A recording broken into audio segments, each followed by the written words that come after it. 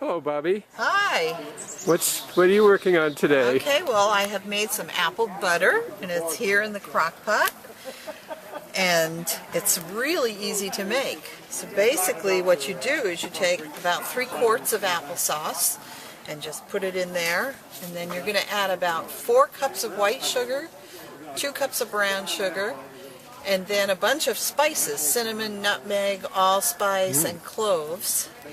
And then you just leave it there for about 12 hours.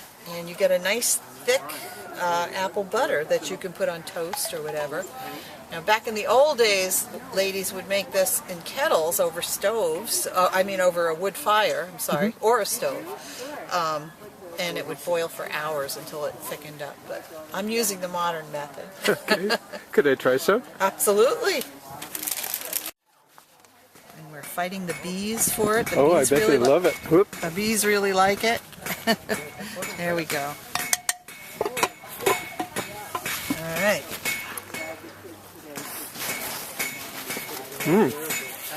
Really good. So tell me about your axe. Well, this axe belongs to Ted Ingraham, who's a real connoisseur of antique tools.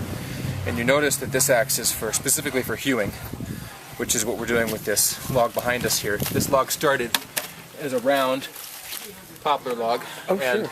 Yeah. You start by snapping lines and chopping kerf cuts with a regular axe. And then when it comes time to cut them smooth, you use this axe, which has a handle bent away. And if you look straight down, you'll see that only one side is beveled. The other side is flat. So, some kinds, this seems to be sharpened on both sides, but some kinds you'll see it's totally flat and you only sharpen it on this edge. And the idea is that you can use it if the axe spread in both directions. Every time you tried to cut like this, the spread of the axe would kick the axe away and you wouldn't be able to cut a straight line easily. So you want that to be pretty flat. And the reason the handle is bent is so that when I cut close like this, I don't do what Ted did by accident and bleed all over the carpentry. So ideally, you don't cut yourself at all. This log is almost done. And what do you use for protection for your shins? No need. You use good stance. That's what you want. Is you don't want to be standing like this. Right. But does the blade ever deflect? No, because I'm not hitting it that hard.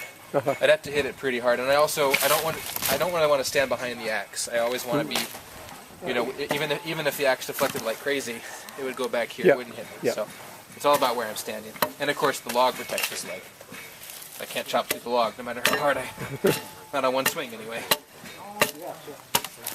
You can see Ted keeps his tools really sharp, so I'm hardly even at this point. I'm not even really hitting it very hard. I'm just trying to be precise. And what about the knots? Are they a problem? Yeah, they're tricky. They're always. I guess knots have been giving carpenters problems ever since there have been carpenters. But you can tell this is the side that I'm doing because of how hairy it is and kind of messy. And Ted does it with much cleaner strokes. So you rotate it 90 degrees. Each time you finish one, you rotate it. Yeah.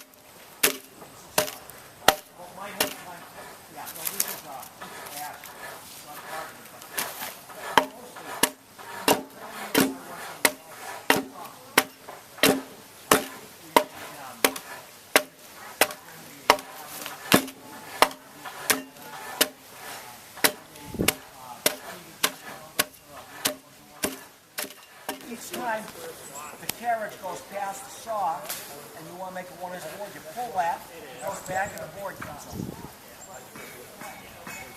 falls off over there. Somebody Yes, that's right. The new saws go both ways. This one just goes, this is all, this just goes one way. Once this carriage is by the saw, a board comes off over here. And it falls on for today. Went online. Look like these ones. Carbon. Wood. Has a white color. So let's see. Can you put your fingers where mine are? Little corn silk. I think this one needs a do here. Good. Any of these materials that could have been found around a farm. Past times when kids had a little free time, which wasn't very often.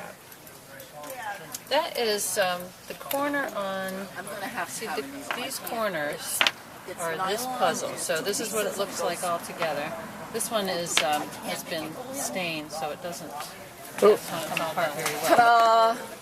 You did it! Congratulations! There you go.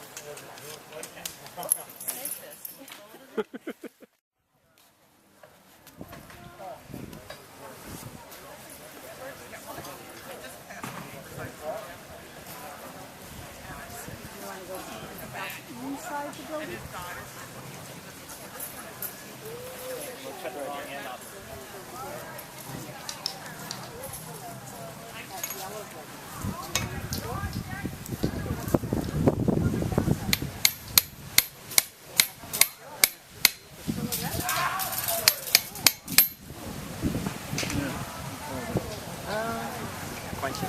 Just well.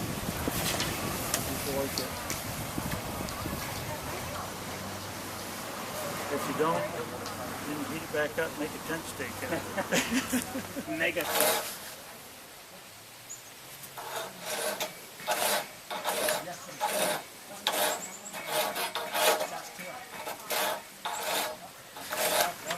So I'm making a wooden water pipe using an antique tool called a pod auger, and I'm cutting a hole through a balsam fir log. It's pretty green, and I always use balsam fir because it's got a dark center that I can use to see how well I'm lined up.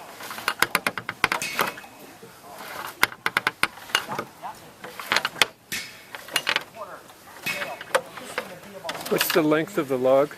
It's the logs I cut 8 feet long, and this this tool is altogether is designed to cut a hole down an 8-foot. It's designed to make an 8-foot piece of pipe. Mm-hmm. And how are the logs attached to one another?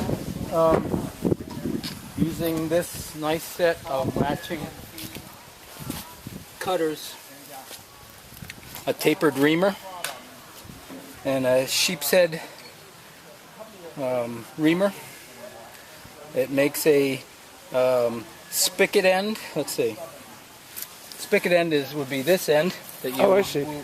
that you put this cutter on, and the bell end is the other end.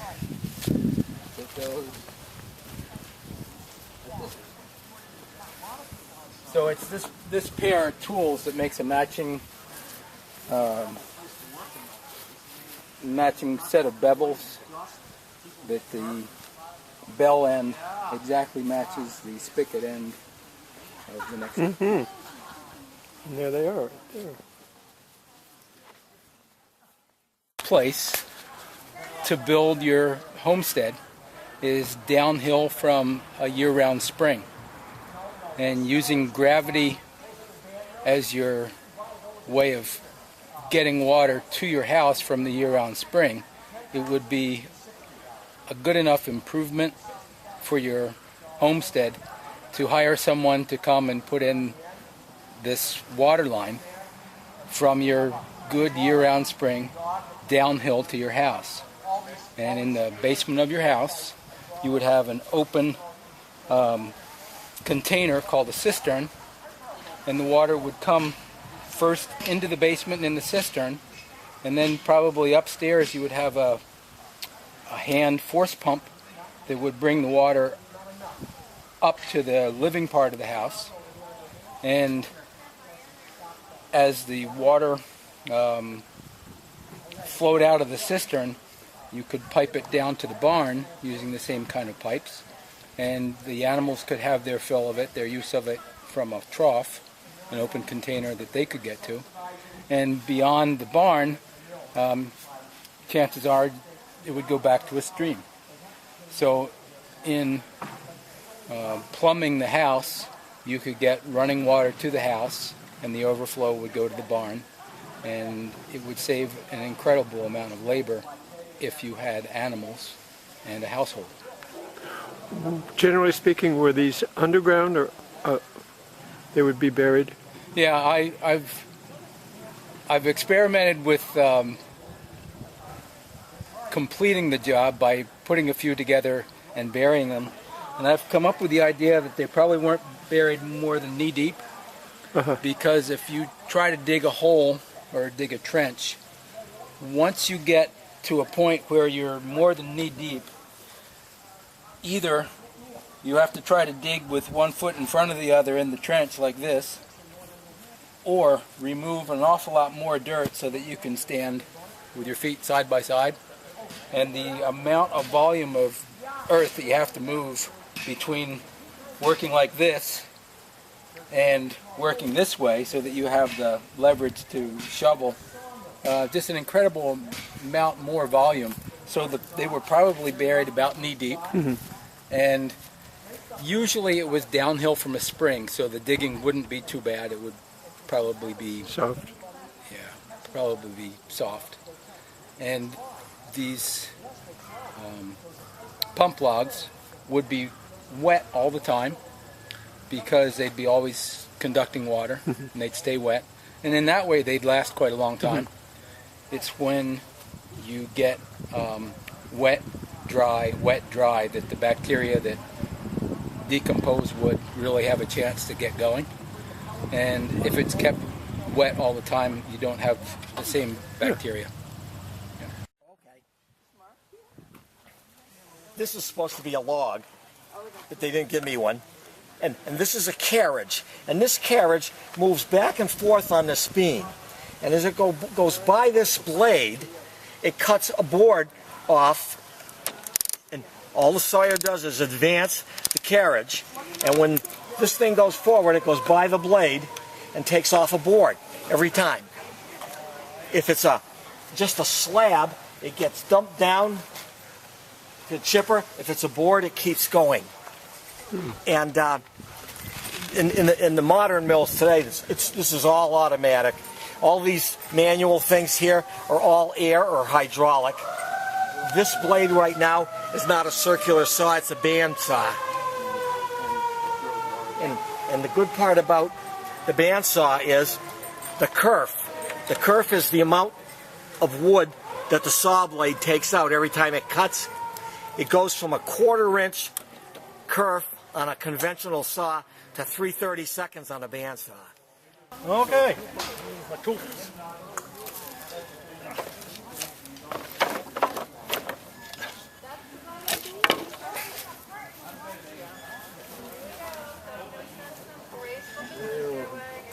Another crack at this.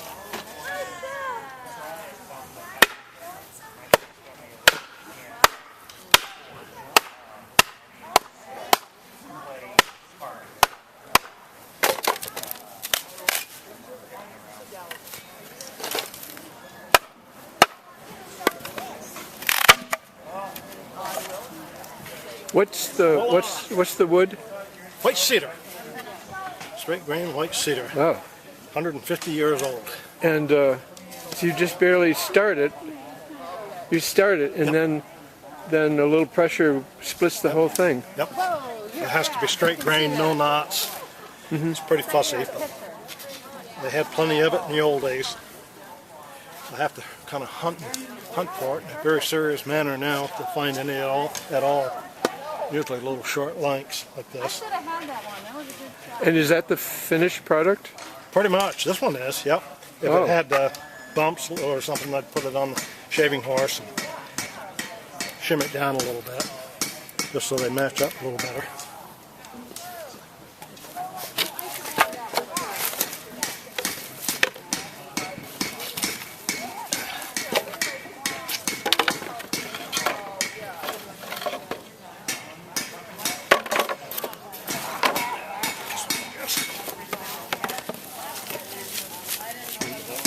Demonstration purposes.